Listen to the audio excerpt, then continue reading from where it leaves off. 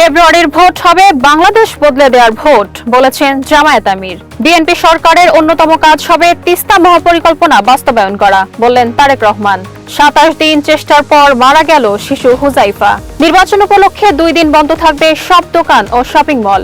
অঘটন থেকে পাকিস্তানের রক্ষা, শ্বাসরুদ্ধকর জয়ে বিশ্বকাপ শুরু।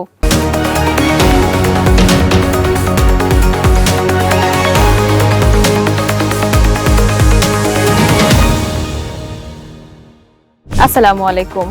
দিগন্ত প্রাইম টাইমে সবাইকে আমন্ত্রণ জানাচ্ছি। আমি রাজিয়া রাশা। শুনছিলেন সংবাদ শিরোনাম, এবার বিস্তারিত। ফেব্রুয়ারির ভোট হবে বাংলাদেশ বদলে দেওয়ার ভোট। এবারের ভোট 24-এর যোদ্ধাদের আকাঙ্ক্ষার ভোট। এই ভোটের সাথে গণভোটে হ্যাঁ জয়যুক্ত হলে একটি পরিবর্তিত বাংলাদেশ পাবো আমরা, এমনটাই বলেছেন বাংলাদেশ জামায়াত ইসলামের আমির ডক্টর শফিকুর রহমান। আজ দুপুরে মৌলভীবাজারের কুলাউড়ায় নির্বাচনী জনসভায় তিনি বলেন, টেকনাফ থেকে তেঁতুলিয়া পর্যন্ত মানুষ পরিবর্তন চায়। জামায়াত আমির আরো বলেন, দুর্নীতিমুক্ত বাংলাদেশ গড়াই তাদের লক্ষ্য। প্রবাসীদের অবদানের কথা তুলে ধরে সিলেট বিমানবন্দরকে পূর্ণাঙ্গ আন্তর্জাতিক মানে উন্নীত করার প্রতিশ্রুতি দেন তিনি এবং প্রবাসে কোনো রেমিটেন্স যোদ্ধার মৃত্যু হলে রাষ্ট্রীয় দায়িত্বে লাশ দেশে আনা হবে বলেও প্রতিশ্রুতি দেন। এছাড়া হবিগঞ্জের এক নির্বাচনী জনসভায় ডক্টর শফিকুর রহমান বলেন, যুবকরাই সাম্প্রতিক আন্দোলনের মাধ্যমে নতুন পথ তৈরি করেছে এবং ভবিষ্যতের বাংলাদেশ গড়ার নেতৃত্ব তাদের হাতেই থাকা উচিত। তিনি ইনসাফ ও সুবিচার ভিত্তিক রাষ্ট্র গড়ার প্রত্যয় ব্যক্ত করে বলেন, কৃষক শ্রমিক থেকে শুরু করে সব শ্রেণীর মানুষ আইনের চোখে সমান অধিকার পাবে, এমন বাংলাদেশ গড়তেই জামায়াত ইসলামী কাজ করছে। বিএনপি চেয়ারম্যান তারেক রহমান বলেছেন, আগামী 12 তারিখের নির্বাচনে বিএনপি জয় পেলে তাদের অন্যতম কাজ হবে তিস্তা মহাপরিকল্পনা বাস্তবায়ন করা। আজ দুপুরে নীলফামারী বড় মাঠের নির্বাচনী জনসভায় তিনি একথা বলেন। তিনি আরো বলেন, এবারের নির্বাচন শুধুমাত্র জনপ্রতিনিধি নির্বাচন নয়, বরং জাতিকে পুনর্গঠনের নির্বাচন, জনগণের হারিয়ে যাওয়া অধিকার ফিরিয়ে আনার নির্বাচন। আমরা দেশকে সামনের দিকে এগিয়ে নিয়ে যেতে চাই। এর আগে ঠাকুরগাঁওয়ের জনসভায় তিনি বলেন, আমরা এখন দেশকে খাদ্যে স্বাবলম্বী করে তুলতে চাই, বেকারদের কর্মসংস্থানের ব্যবস্থা করতে চাই, মা বোনদের শিক্ষিত এবং তার পাশাপাশি অর্থনৈতিকভাবে স্বাবলম্বী করে গড়ে তুলতে চাই। এ সময় জনগণকে সাথে নিয়ে দেশ পুনর্গঠনের প্রত্যাশা ব্যক্ত করেন তারেক রহমান। মিয়ানমার সীমান্ত থেকে ছোড়া গুলিতে আহত শিশু হুজাইফা সুলতানার মৃত্যু হয়েছে। গুলিবিদ্ধ হওয়ার 27 দিন পর আজ সকাল 9টার দিকে রাজধানীর জাতীয় ইনস্টিটিউট অব নিউরোসায়েন্সেস হাসপাতালে চিকিৎসাধীন অবস্থায় তার মৃত্যু হয়। নিহত হুজাইফা টেকনাফের হুয়াইংকো ইউনিয়নের তেসিব্রিজ গ্রামে জসিমউদ্দিনের মেয়ে। গত 11 জানুয়ারি সীমান্তের ওপারে রাখাইন রাজ্যে সশস্ত্র সংঘর্ষ চলাকালে বাংলাদেশ অংশে এসে পড়া গুলিতে গুরুতর আহত হয় শিশু হুজাইফা।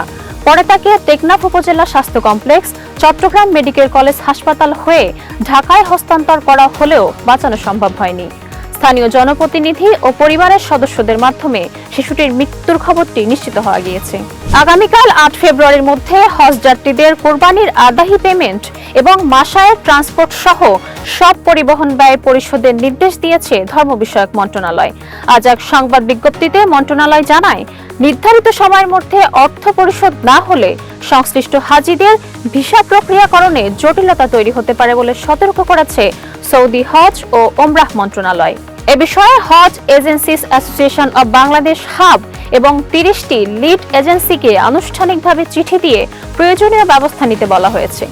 এমনকি ধর্ম মন্ত্রণালয় সব হজ এজেন্সির মালিক ও মুয়াজ্জিমদের 8 ফেব্রুয়ারির মধ্যে কোরবানির আদাহি ও পরিবহন ব্যয়ের পেমেন্ট সম্পন্ন করার নির্দেশ দিয়েছেন। এর আগে সৌদি আরবের জেদ্দায় বাংলাদেশ হজ অফিস ধর্ম সচিবকে চিঠি দিয়ে বিষয়টি অতীব জরুরি হিসাবে উল্লেখ করে দ্রুত পেমেন্ট সম্পন্ন করার তাগিদ দেন।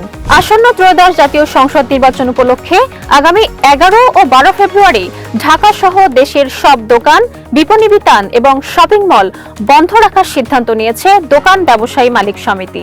সমিতির সভাপতি মোহাম্মদ নাজমুল হাসান মাহমুদের সই করা এক বিজ্ঞপ্তিতে বলা হয়, ভোটাধিকার প্রয়োগে নাগরিকদের সর্বোচ্চ সুবিধা নিশ্চিত করতে এবং সরকারের সিদ্ধান্তের আলোকে 11 ও 12 ফেব্রুয়ারি দেশের সব দোকান, বাণিজ্য বিতান ও শপিং মল বন্ধ রাখার সিদ্ধান্ত নেওয়া হয়েছে।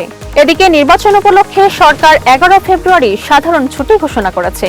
পাশাপাশি কারখানা শ্রমিকদের জন্য 10 ফেব্রুয়ারিও ছুটি নির্ধারণ করা হয়েছে। নির্বাচনের দিন 12 ফেব্রুয়ারি এমনিতেই সাধারণ ছুটি তো থাকছেই, এর পরের 2 দিন সরকারি চাকরিজীবীদের নিয়মিত সাপ্তাহিক ছুটি।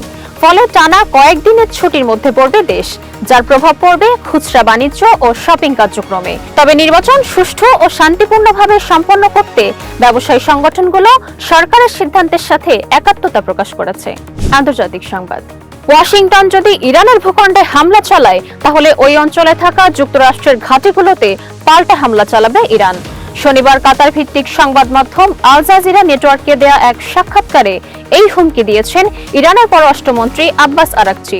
তিনি বলেন, ওয়াশিংটন আমাদের উপর হামলা চালালে আমেরিকার মূল ভূখণ্ডে পাল্টা হামলা চালানোর কোনো সম্ভাবনা নেই, তবে আমরা এই অঞ্চলে তাদের ঘাঁটিগুলোতে হামলা চালাবো। পারমাণবিক সমৃদ্ধকরণ নিয়ে যুক্তরাষ্ট্রের সঙ্গে স্বস্তিজনক চুক্তিতে ইরান প্রস্তুত বলেও জানান আরাকচি। তিনি বলেন, পারমাণবিক সমৃদ্ধকরণ তেহরানের একটি অবিচ্ছেদ্য অধিকার, তবে এ বিষয়ে যুক্তরাষ্ট্রের সঙ্গে একটি স্বস্তিজনক চুক্তিতে পৌঁছাতে তিনি প্রস্তুত রয়েছেন। এবার খেলার খবর। অঘটন প্রায় ঘটতেই যাচ্ছিল। উদ্বোধনী ম্যাচেই হোঁচট খেয়ে বসেছিল পাকিস্তান। নেদারল্যান্ডসের কাছে প্রায় হেরেই বসেছিল ম্যান ইন গ্রিনরা, তবে শেষ পর্যন্ত মান বেঁচেছে পাকিস্তানের।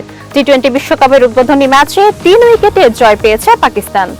শনিবার কলম্বোতে 19.5 ওভারে নেদারল্যান্ডসের করা 147 রান 3 বল বাকি থাকতে পেরিয়ে যায় সালমান আগার দল। তবে এই ছোট রান তাড়া করতে নেমে বিপদে পড়ে গিয়েছিল পাকিস্তান। 16.1 ওভারে 114 রানে হারিয়ে বসে 4 উইকেট। 23 বলে তখন প্রয়োজন 34 রান, হাতে মাত্র 3 উইকেট।